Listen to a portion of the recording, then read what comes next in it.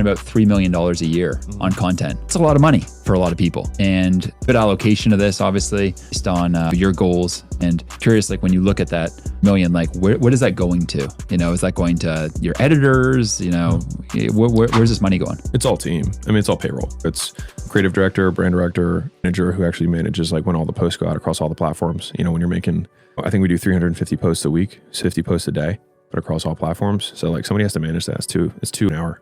Just like making sure the I's are dotted, T's are crossed, making sure that the captions are what I would want them to say.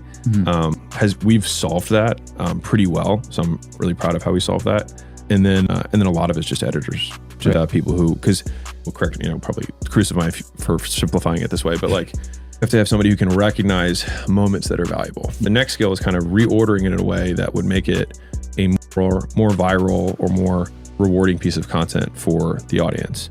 The next piece is understanding, does this build the brand? This just get views? Because like they could probably snip some, ridiculous things that I say at some point and probably get a ton of views, but it wouldn't build the brand the way that I would want. So you need somebody who has the incentive aligned to really take care of the brand, understands what moments are valuable, and understands how to package it, and then probably also make it contextual to the platform that's being distributed on. And so that's a lot of kind of different skills that pretty much all editors have to have. Yep. And that's where having like a really good culture within that team. And Caleb does an amazing job. Writing is probably one of my true artistic expressions. Like if I were a musician, I wouldn't make books. I would write albums that had like entrepreneurial motivation. It's just not me.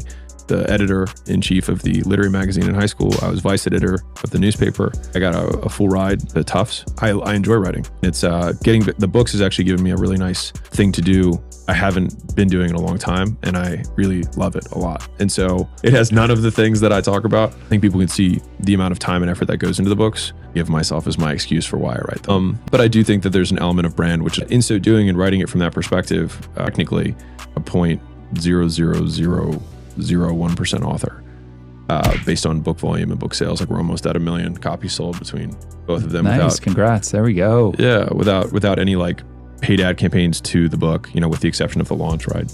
Purposely was showing that to show that paid ads work for stuff. But I think it's really like always thinking, how can I make this simpler? How can I make this shorter? How can I make this easier? And I really do write to a 5th grader, because if you can write to a 5th grader, then everyone else will understand.